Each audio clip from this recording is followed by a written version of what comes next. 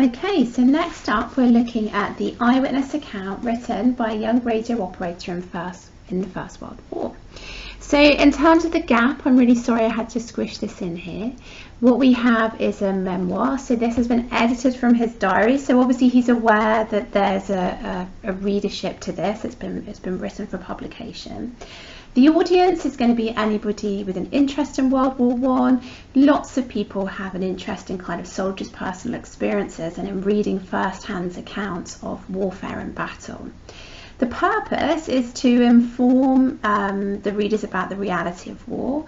Remember, particularly at the time, just after the First World War, there was a real gap between the people at home and the people in the front line, and they didn't necessarily communicate honestly about what the front line was like. And also, Nayland clearly wants to share his experiences of World War I. So we know it's a memoir and it's written up from a diary, and he's also a sapper. Okay, so there's a bit of military terminology there, and what that means is he's a particular type of soldier involved in engineering, and here he's from the wireless section, which is not anything to do with Wi-Fi, which means that he is involved in the radio. So it's interesting, isn't it, that military terminology is used by him. He describes himself as a sapper.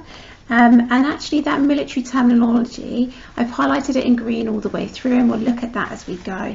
And that gives a real authenticity to the voice. In terms of genre conventions, at the beginning, we've got this kind of linear retrospective voice at the age of 18. And we've also, of course, got the first person, which we had in Bennett as well.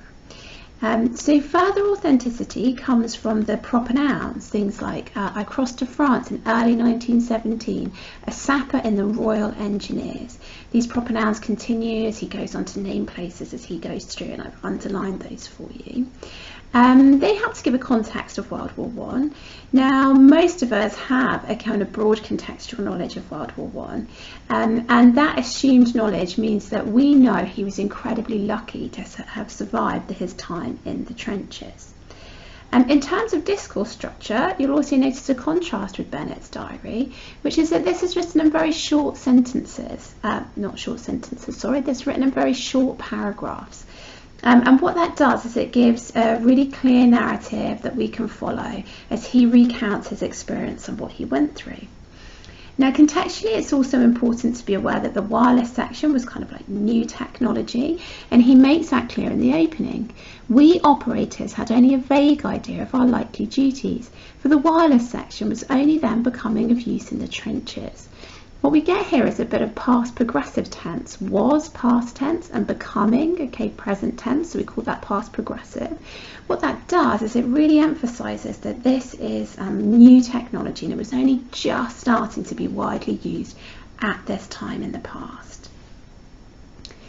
Throughout this extract, there's a lot of the passive voice. For example, I was sent, passive voice, via St Paul to Arras, and with a fellow operator was led, okay, passive voice. What I've done is I've coloured this in orange so that you can pick them up as you go through, into the trenches.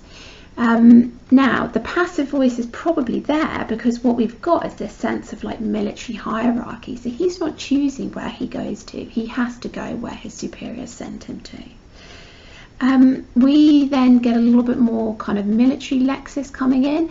There I first experienced the bursting of a shell near me. And then what we see next is his naivety. Now that's something contextually that most people will be aware of, and that's the fact that lots of these young men who were going out to the trenches had no idea about the reality of trench warfare, and they arrived really thinking it was going to be rather jolly and some kind of a game. And we see this coming through in his account, and I laughed at the frightened manner in which our guide flung himself down when the shell fell about 30 yards away. So the fact that he laughs really demonstrates his naivety, doesn't it? He completely underestimates the danger. This very quickly changes because he tells us it was not long before I took to flinging myself down on such occasions. Now he's deliberately a little bit vague here and understates the kind of shells exploding by saying on such occasions, which also gives it a slight kind of formality. And that really contrasts with the dynamic verb flinging. Okay, so we get this juxtaposition between actually the sort of brutal warfare that was very frightening and that was happening around him, and the fact that he just had to kind of make do, and that making do and kind of just getting on with that attitude is evident all the way through. The way that he relates this little story as well, I've said, I think it's quite a matter-of-fact tone. He's also really clear about how war changes him, and I think that gives this a very kind of open and honest voice, and we feel like we can trust in the truth that he is telling us. He then continues to tell us a little bit more of his experience of first arriving in the trench. So he says, when our guide led me into a trench filled waist deep with muddy water, I could not believe he was serious, and I hesitated. I was wearing brand new riding breeches, puttees and boots. There's a few interesting things going on in this paragraph. Okay, so let's first of all look at the bits that I've highlighted here, here and here in yellow. These are all noun phrases, and they've got quite simple adjectives with them, like muddy, okay, dry, and what that does is that helps us to see the reality of the trenches and what it was like.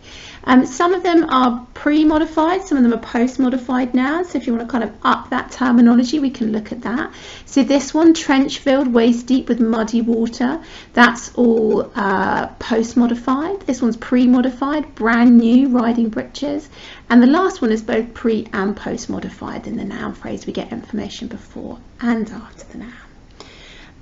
Alongside that, we've got a little bit more military lexis coming through in the kind of the description of his uniform, and again that adds to the kind of authenticity of it as we find out what he was wearing. In terms of his naivety, the parenthesis here, and I hesitated, also helps to show his shock at the conditions. Okay, he was not expecting to see a trench filled waist deep with muddy water. It also kind of creates the sort of making do approach that we see throughout the whole extract. Potentially, it's also creating a slightly negative perception of the British Army, and I think we get a little bit of that when he talks about his superior officer later on.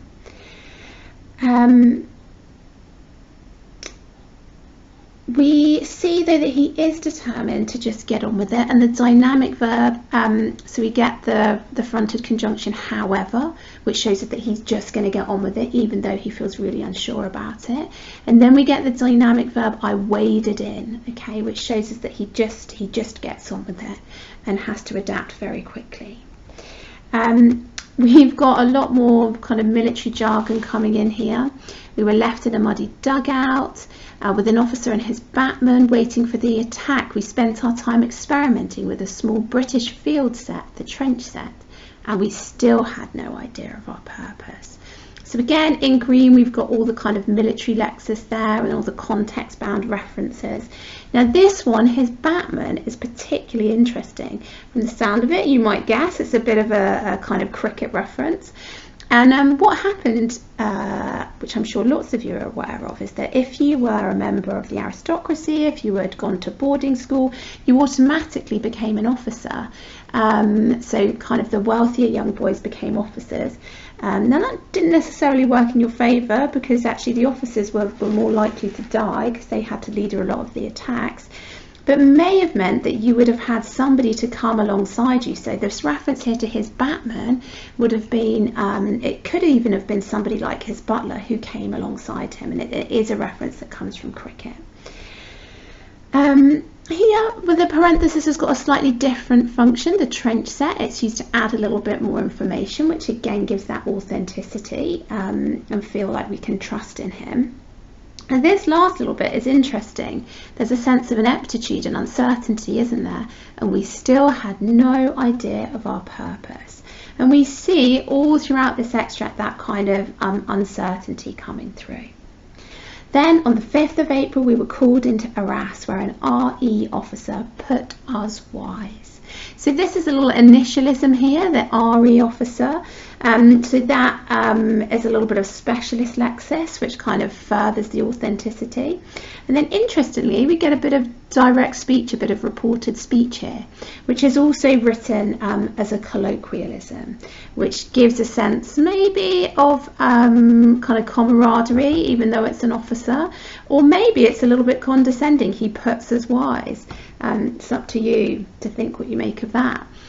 We have got then another example of the passive voice. The attack was to be made, which suggests, doesn't it, that he's got no agency, it's just got to happen. And then the sort of military lexis continues with the infantry waves were to advance under the cover of a formidable barrage. We've got the adjective formidable here, which really shows his fear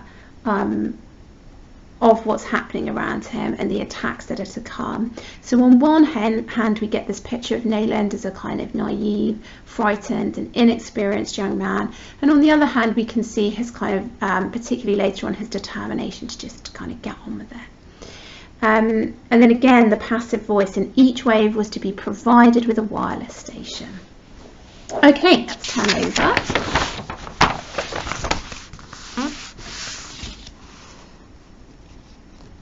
So,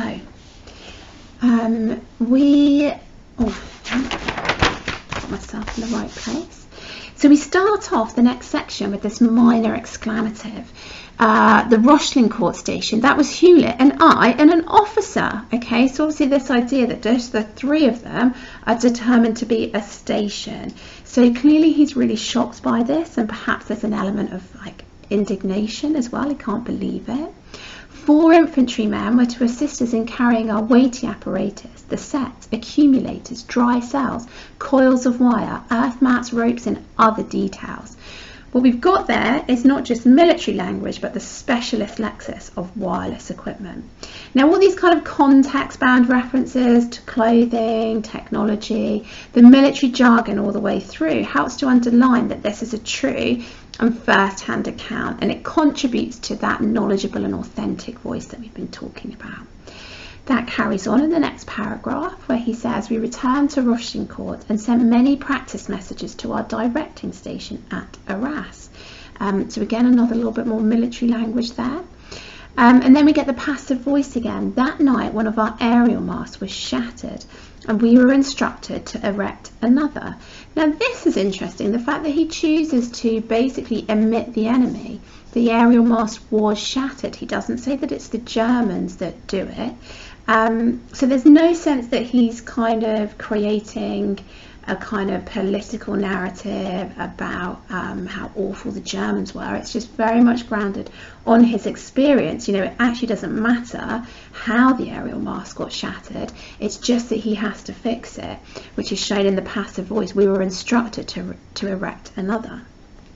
Now, they're in a tricky situation because he says we had no reserve mast, but fortunately we found a large crucifix nearby, which shows us that need to that shows us that kind of make do attitude. They have to improvise.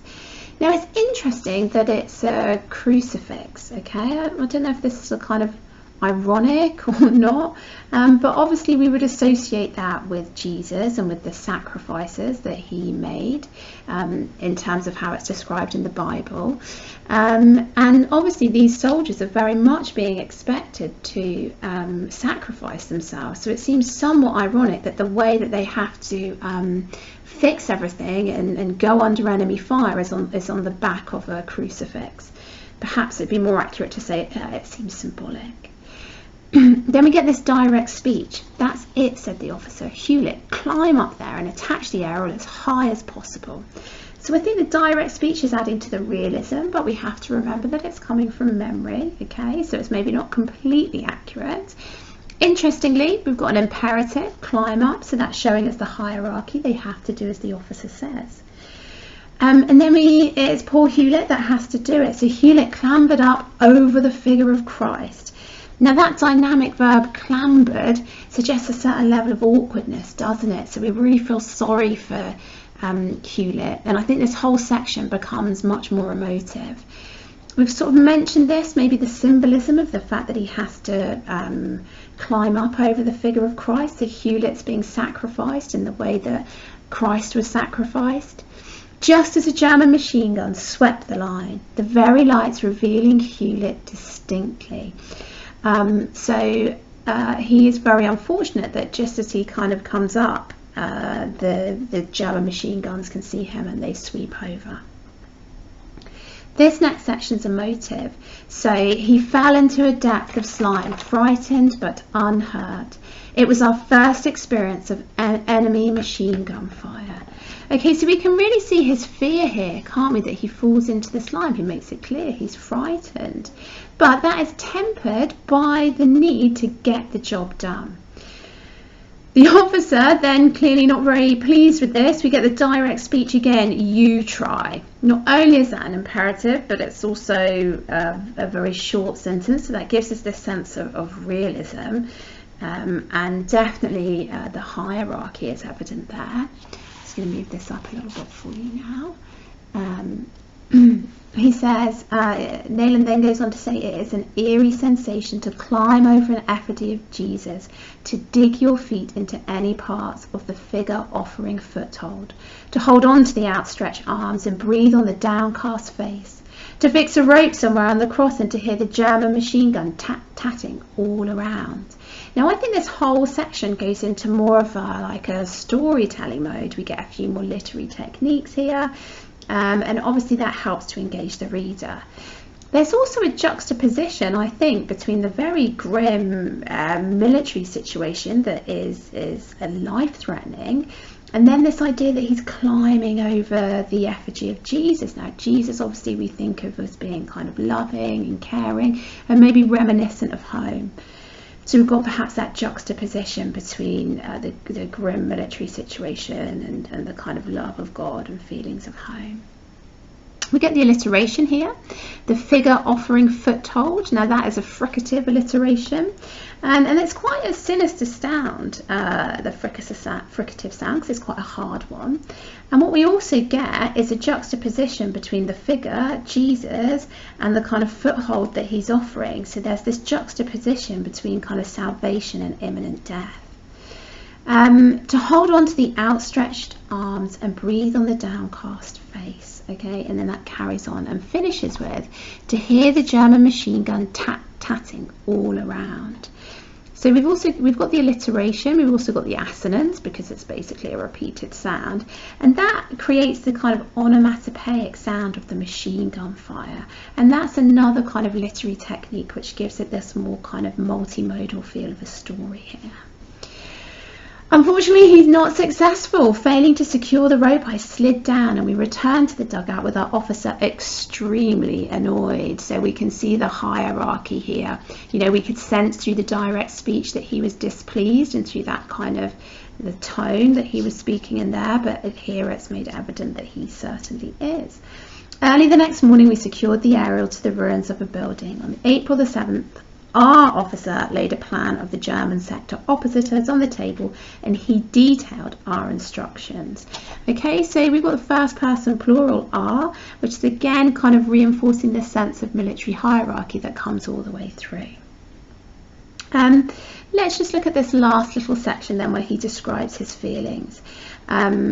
So I felt intensely relieved that I was to be given an opportunity of doing something useful. So this really shows us the fact that he describes it as an opportunity, the attitudes towards the war at the time, that men felt very positively, that they kind of wanted to be heroes and to have the chance to be heroic and to patriotically do something for their country. You know, they were patriotic in a way that we perhaps don't really understand now. And of feeling that at last I was to play a real part in the Great War. Now this is an interesting metaphor, and I think it really fits into the ideology of the time. The young boys were very much given this idea from the stories that they were reading, from the rhetoric that they would have heard all around them and in the posters, that you need to come and play your part. So that's like acting your part, you know, come and act up, be the hero. And obviously that doesn't show the kind of real reality of the conditions that they found themselves in. I found that Hewlett too experienced this sense of relief. Now it's interesting that at the end he names Hewitt, whereas he just calls the officer. And I think that kind of specific proper noun shows us the kind of camaraderie that he's remembering as he reminisces back that there was between Hewitt and himself, unlike the officer who is his superior.